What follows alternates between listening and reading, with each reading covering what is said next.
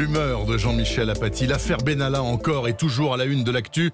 On l'a appris hier, la chef de la sécurité de l'hôtel Matignon a démissionné et le parquet national financier ouvre, Jean-Michel, une enquête sur des liens suspects entre M. Benalla et un oligarque russe. Donc en clair, on n'en finit plus avec cette histoire. Et on n'y comprend plus rien, surtout. Alors, on n'y comprend plus rien. J'espère qu'après ma chronique, vous comprendrez une ou deux choses qu'aujourd'hui vous ne possédez pas.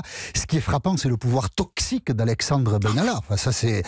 Jamais personne n'a à ce point fragilisé. Vous avez raison, on ne comprend pas pourquoi exactement, mais fragilisé un pouvoir sous la Ve République. Des multiples rebondissements. Hier, concentrons-nous effectivement sur cette histoire de l'oligarque russe à laquelle se trouve mêlé Alexandre Benalla. Alors, pour la comprendre, il faut se souvenir qu'Alexandre Benalla est mis en examen pour avoir fait le coup de poing contre des manifestants le 1er mai. Et en compagnie d'Alexandre Benalla, ce 1er mai-là, mis en examen aussi, se trouvait un de ses amis qui travaillait pour l'Élysée, qui s'appelle Vincent Crass. Vincent Crass possède une société de sécurité qui s'appelle Mars. Mars, le dieu romain de la guerre, fils de Jupiter. Vous voyez un peu le contexte. Allégorie. Et la société Mars a passé un contrat au début de l'été 2018 avec un milliardaire russe qui s'appelle Iskander Makhmudov, inconnu en France, plus ou moins ami, nous dit-on, de Vladimir Poutine, plus ou moins ami de la mafia russe. Enfin, vous voyez que là aussi, c'est pas un personnage très fréquentable. Et ce contrat a pour objet de protéger une partie de la famille Makhmudov qui séjourne parfois en France. Oui.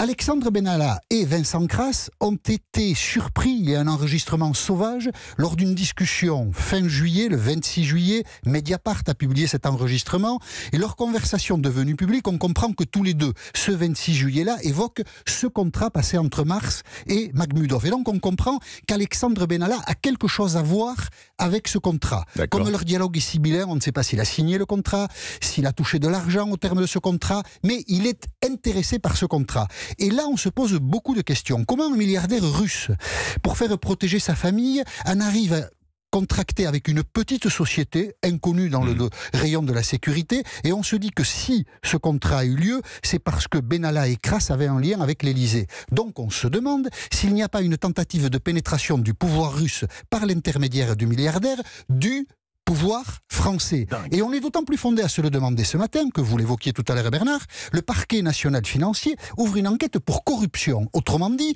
le parquet financier semble penser qu'il n'y a pas eu de contrepartie réelle, pas en termes de sécurité, entre Mars et Makhmudov, mais autre chose. On a cherché à corrompre deux personnes qui sont proches du pouvoir. Est-ce qu'on est au début d'une affaire d'État? Il faut éclaircir évidemment cette histoire. L'affaire Benalla pouvait paraître à certains non pas une affaire d'État, mais une affaire d'été. Peut-être qu'il faudra réviser le jugement et que nous sommes en face d'une affaire d'État. Voilà, je mélange. Voilà. On est dans la brume. On est sûr que ça va s'éclaircir un jour, on ne sait pas quand. On serait aux États-Unis, le tournage du film aurait déjà commencé. Bien sûr. On est en France, on attend de comprendre ce qui se passe. En tout cas, ça fait 8 mois que ça dure et c'est pas terminé. Ça va encore vous faire 2 ou 3 chroniques d'ici l'été prochain, Jean-Michel Apathy. J'en suis quasi certain. Merci beaucoup.